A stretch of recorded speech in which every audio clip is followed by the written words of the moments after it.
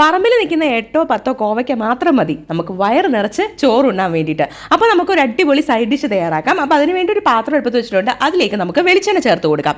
അപ്പോൾ എണ്ണയൊക്കെ നന്നായിട്ട് ചൂടായി വരട്ടെ. ആ സമയം കൊണ്ട് നിങ്ങൾക്ക് നമ്മുടെ വീഡിയോ ഇഷ്ടപ്പെടുന്നുണ്ട് അല്ലെങ്കിൽ നമ്മുടെ ചാനൽ നിങ്ങൾക്ക് ഇഷ്ടമാവുന്നുണ്ടെങ്കിൽ ഒന്ന് സബ്സ്ക്രൈബ് ചെയ്തോണേ. അതുപോലെ തന്നെ ലൈക്ക് ചെയ്യാനും മറന്നേക്കരുതേ കൂട്ടുകാരെ. അപ്പോൾ എണ്ണയൊക്കെ നന്നായിട്ടൊന്ന് ചൂടായി കഴിഞ്ഞാൽ പിന്നെ നമുക്ക് ഇതിലേക്ക് ചേർത്ത് കൊടുക്കേണ്ടത് കടുകാണ്. കടുക് നല്ലതുപോലെ ഒന്ന് പൊട്ടി വരണം. അതിനുശേഷം ഇതിലേക്ക് നമുക്കൊരു 2 3 വറ്റൽമുളക് ചേർത്ത് കൊടുക്കാം.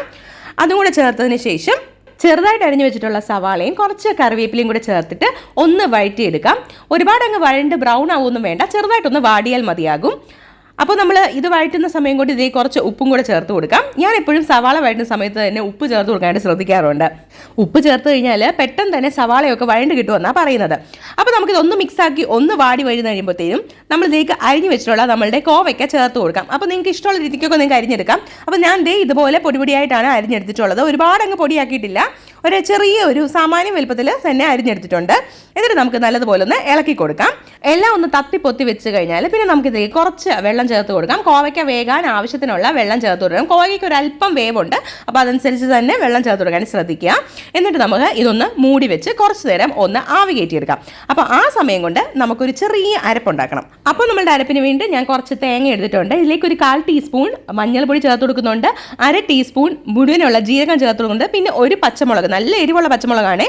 അപ്പോൾ അതനുസരിച്ച് പച്ചമുളകിൻ്റെ എണ്ണത്തിൽ നിങ്ങൾക്ക് വ്യത്യാസം വരുത്താവുന്നതാണ്. കൂടെ തന്നെ ഞാൻ ഒരു 2 അല്ലി വെളുത്തുള്ളി കൂടെ എടുത്തിട്ടുണ്ട്. ഇതും കൂടെ ഞാൻ ഇതിലേക്ക് ചതച്ച് ചേർക്കുന്നുണ്ട്. വെളുത്തുള്ളി നിങ്ങൾക്ക് ഇഷ്ടമാണെങ്കിൽ മാത്രം ചേർത്ത് കൊടുത്താൽ മതി, ഇല്ലെങ്കിൽ പൂർണ്ണമായിട്ടും അവോയ്ഡ് ചെയ്യാം.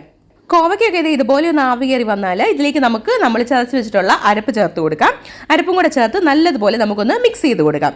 നല്ലതുപോലെ ഒന്ന് മിക്സ് ആക്കിയതിന് ശേഷം നമുക്ക് ഇത് അടച്ച് വെച്ച് ബാക്കി ഭാഗം കൂടെ വേവിച്ചെടുക്കാം. ഇടയ്ക്കിടയ്ക്ക് ഇത് തുറന്ന് നോക്കി ഒന്ന് ഇളക്കി കൊടുക്കേണ്ടതാണ്. എന്നിട്ട് ആ വെള്ളം വറ്റുന്നിടം വരെ നമുക്ക് നല്ലതുപോലെ ഒന്ന് കുക്ക് ചെയ്തെടുക്കാം.